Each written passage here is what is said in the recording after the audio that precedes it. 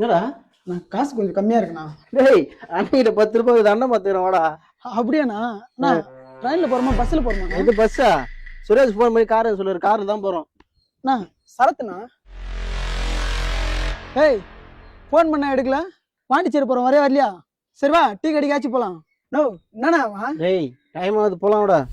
காசு நான் கொடுத்துறேன். ஏய் என்ன அண்ணன் அசிங்கப்படுத்துறே நீ? அண்ணன் இருந்தா 10,000 ரூபாய் நான் கொடுக்க மாட்டேன். சரிண்ணா சரிண்ணா. டேய் நீ எப்படா வந்த? வா டீ சாப்பிடலாம். என்னண்ணா கூப்பிட்டா வரமாட்டேன்றா? ஏய் சத்த வாடா. நோ நீ கூப்பிடா. ஏய் நாங்களே வீட்டு விட்டு வெளியே வந்துட்டோம்னு எங்கடா இருக்கிற நீ? எங்க சந்துக்குள்ள வண்டி வராதா?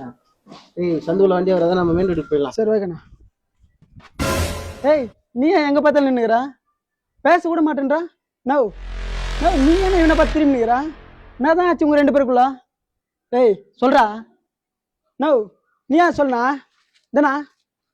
நோ என்னண்ணா ஆச்சு? ஏய் அது ஒண்ணும் இல்லடா, முன்னாடி சம்பளம் வாங்கிக்கிறான் போல. வரா தம்பி கறி சாப்பிடலான்னு கூப்பிட்டேன். இவன் ஆல்ரெடி சாப்பிடுறான் போல இருக்குது. சுத்தமா நம்ம கையில காசு கிடையாதா? காசு ஒரு 1000 ரூபாய் போட்டு அவன் 10,000 ரூபாய் போட்டு விட்டான். மறுநாள் வீட்டுல போய் சம்பள காசு எங்கன்னு கேட்டுக்கிறாங்க. அப்பதான் அவனுக்கு தேடி வந்து நம்மளுக்கு 10,000 ரூபாய் போட்டுக்கிறான்னு அவங்க கிட்ட செருப்பால் அடிச்சு போய் வாங்கினான்னு சொல்லிடுறாங்க. நம்ம கிட்டதான் 10 ரூபாய் கொடுத்தாலும் வாங்க முடியாது, இவன் 10,000 ரூபாய் கொடுத்துக்கிறானே. அதான் நான் பின்னாடி சுத்திருக்கிறான் இவன். அப்ப அது உன் காசு கிடையாதா? என் காசு இல்லடா. பாவனா? இது பாவமா? பாண்டிச்சேரி வரையே இல்லையா நீ? நான் வரேன். என் காசை கொடுத்துருந்தா என் பாண்டி வீட்டுல சாப்பிட மாட்டேன். சாப்பிட்டு 2 நாள் ஆகும். நானா ப்ளீஸ் ஆனா கருணை கட்டினா ஐயா அதுதான் அவனை குளிக்க கூட மாட்டேன். என் காசு கொடுத்துருயா.